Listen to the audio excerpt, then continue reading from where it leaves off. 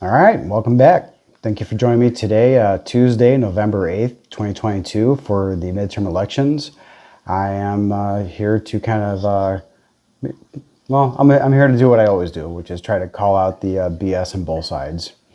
It's just that more recently it seems like there is more BS on the Democrat side than there is Republican, but trust me, there's plenty to go around. Now, it seems like the party since the early 2000s, I don't know if people seeing this, how old you guys are or what, if you even remember all that kind of stuff, but it just seems that the party has been taken over by leftists and like ultra progressives, and it's just not good for the country. I am not sitting here saying that there are no good Democrats. There are plenty of good Democrats, and I'm pretty sure that they are somewhere locally in your jurisdictions.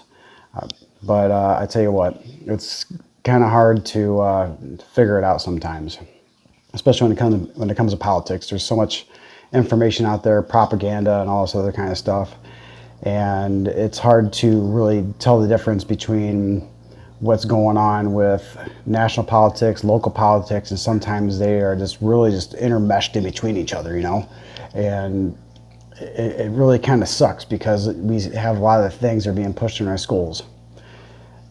But either way, I hope that when you vote that you get what you want, and I hope the process works, and I hope there isn't a bunch of people denying elections and calling foul and all this kind of BS. And unfortunately, it already seems like we're going that way. Before I get started with this next story, I would like to talk about just kind of tribalism. I've always thought that, to sit there and go, I vote red no matter who, or I vote blue no matter who, is just kind of ridiculous. All right. I think that we need to be better than that if we're going to have a system that actually serves us. We need to do our due diligence and try to look into these candidates and try to be better. And I'm not even going to sit here and try to say that I am perfect, because I know that I'm not. It's hard to take the time to actually research all this stuff when there's so much going on. But all I hope is that, that the economy gets better, gas prices get better, inflation goes down, or at least gets under control, and I don't have to worry so much about the country that my kids are living in, or don't have to worry about if for some reason I want to go to a school board meeting and talk to, voice my concerns about what's going on in the school, that I'm not going to be put on a terror watch list. That's a real great way to get voters, and that's some of the BS that I see that's being brought on by some of the Democratic Party. Although I don't think that the Republicans are perfect, and quite frankly, I don't expect them to really do much. Actually, if they did nothing, I'd probably be just as happy. But anyway, so just take your time, consider the arguments. Don't be so set in your ways where you're not going to be able to listen to somebody. Don't sit there and just argue past each other. Don't be talking past each other. Try to respect one another. Try to sit there and listen to each other's opinions in a respectful way, because that's how our country gets better. When we're going to sit there and just talk past each other and just talk at each other and try to push things that we're not verifying, it just makes things worse. And I think that this next story that I'm going to be talking about, it is the article that the Intercept came out with back on Halloween. And I think it's something that was probably released on Halloween because nobody would be paying attention. And I've tried to talk to quite a few people about this. And most people just don't really seem to care. They don't want to hear it. They want to go home, crack their beers. They don't want to have to deal with this BS. I get it. You start talking to them about important issues and stuff like that, and you just see their eyes glaze over. They don't really care. They want to crack their beer, smoke their dope or whatever, and they just want to relax. They don't want to have to deal with this kind of stuff. All right? I mean, and that's your right. By all means, do you. All right, but this is something that I find important, and this is why I like talking about it, because I do find it important. Because either way, I think it's our responsibility to hold our politicians to a certain standard. We need to hold their feet to the fire and making sure that they're doing what they say that they're doing. All right. So with this article in the Intercept, all right, the main takeaways is that the government is censoring freedom of speech. All right, and it kind of rhymes with something else that's kind of going on in another part of the world, and I just we'll get back to that. But I just want to read a quick little quote, real quick, just to kind of give you an idea of what's going on, because I really don't think that this story is getting enough coverage. So I'll just go ahead. All right, so platforms have to get comfortable with government. It's really interesting how hesitant they remain. Yeah, I can't read. Yeah, definitely I come in here for my reading skills. All right. So platforms have to get comfortable with government. It really is interesting how hesitant they remain. Microsoft executive Matt Masterson, a former DHS official, texted Jen Easterly, a DHS director, in February. All right. So I think everybody remembers that earlier in this year, the government came out with the Disinformation and Governance Board, I think it was called, and they were ridiculed on the left and the right for many good reasons, and they seemingly ended the program. But according to what the article says, it doesn't seem like they ended the practices. So here's another important quote, I think, here. In a March meeting, Laura D. Hemlow, an FBI official, warned that the threat of subversive information on social media could undermine support for the U.S. government. DeHemlow, according to notes and discussion attended by the senior executives from Twitter and JP Morgan Chase, stressed that we need a media infrastructure that is held accountable. All right. We had, was it recently, Kanye West, that he was debanked by JP Morgan Chase, if I'm not mistaken. And if you feel that I get any of this wrong, let me know in the comments below. I don't think that I'm the arbiter of truth and that I am infallible. Just let me know if you think I'm wrong. I'm not stuck in my opinions. If you have good points to make, I'll listen. All right. So I guess Twitter gave a reply. We don't coordinate with entities when making content moderation decisions. We independently evaluate content in line with the Twitter rules, a spokesperson for Twitter wrote in a statement to the Intercept. All right, and the FBI, I guess, didn't respond. But either way, this reminds me of something that you would see in communist China. All right. And and some of the key takeaways from the article, it says here on the side, let's see, the Department of Homeland Security plans to target inaccurate information on the origins of COVID-19 pandemic, the efficacy of COVID-19 vaccines, racial justice, U.S. withdrawal from Afghanistan, and the nature of U.S. support in Ukraine. All right, so basically things that they want to push on us, and things that make them look bad.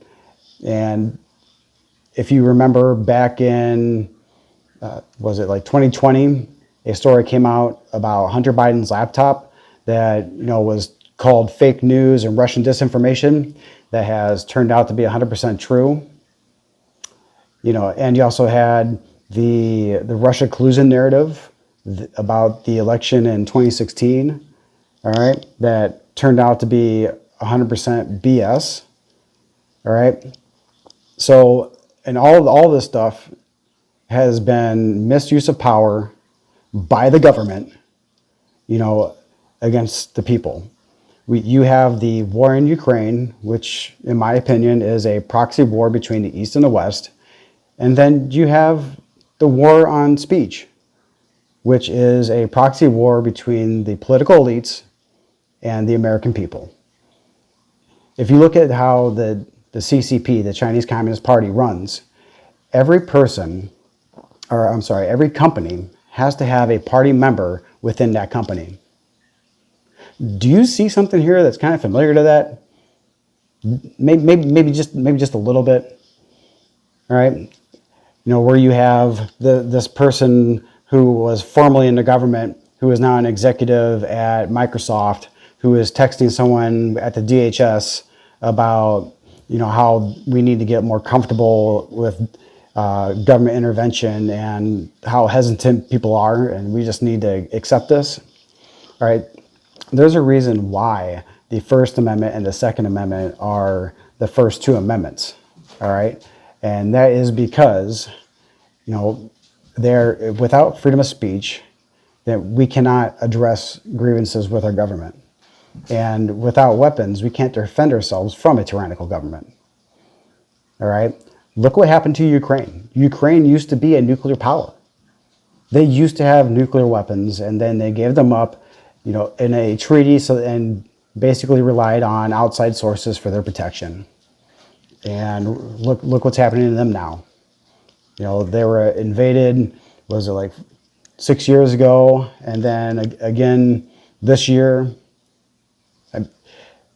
So when you look at democracies, because everybody likes to democracy this and democracy that, but we're not a democracy. We're a constitutional republic. All right, a democracy is two wolves and a lamb fighting for what's for dinner. A republic is two wolves and a lamb with a gun who are fighting for dinner. All right, something that kind of levels the playing ground, at the playing field, so that way there is a balance of power between the elites and the rabble. Like you and me. And we have people in our government, both Republican and Democrat, that seem to be wiping their ass with our Constitution. All right. Now, I would never advocate for violence, but today is a special day to where maybe, just maybe, we can go out there and we can vote and have our voices heard. Now, we have this whole situation with Twitter. All right. And I just think it's just flipping hilarious. All right. Elon Musk is going in there. He's basically taking a wrecking ball to the whole place and just pissing a lot of people off, and I love it. All these people that were, advocating for censorship, and all these other people that were saying, well, why don't you get your own platform and all that other kind of stuff, that are getting kicked off, like, Kathy Griffin and all these other people that are getting kicked off for blatantly, doing things that are against the rules. And then you have news outlets lying about it. All right. They're blatantly going against the rules. You can't, if you're a verified person or a blue check mark, whatever hell, that is, that I guess that you can spend $15,000 to just get, if you're like one of the political elite, or if you have that kind of money to spend, but, yeah, I mean, he's in there just pissing people off, and now this weapon that they made so that way they can censor the speech that they didn't like is being taken over by someone else, and is the playground equivalent of someone taking the stick away from the bully. All right, there was a bully in the playground going around whacking everybody with sticks, and he's just laughing his little butt off, and then you got a little Johnny that goes up there and just knocks him on his ass, takes a stick and starts whacking with it. Then he wants to go cry that that little Johnny's being mean. All right, when he was the jerk in the first place. This is America. We don't censor speech. I mean, obviously there are limits. We want to protect. We don't want anything sort of smut or child pornography or anything like that. But I'm sorry, if somebody has bad ideas, I want to know. I really do. Then I can go, yeah, I really don't like that person. I'm just going to go ahead and unfollow this person because he's kind of a bigot or a racist, whatever. Then yeah, I don't need to be listening to him. All right, but we definitely don't need Big Daddy government going in and telling us what to do and telling us what is misinformation, disinformation, because it seems to me that so far the government has been the biggest betrayer or the biggest reason why we have misinformation and disinformation. They're using it as a weapon to confuse the American people and to keep their political parties in power. And you have people that are being interjected into these political parties that are part of these companies, just like you would see in communist China. You know, and we don't want to go down that road. All right, we need to hold our politicians accountable, and these people that are advocating for this kind of stuff need to be voted out. All right.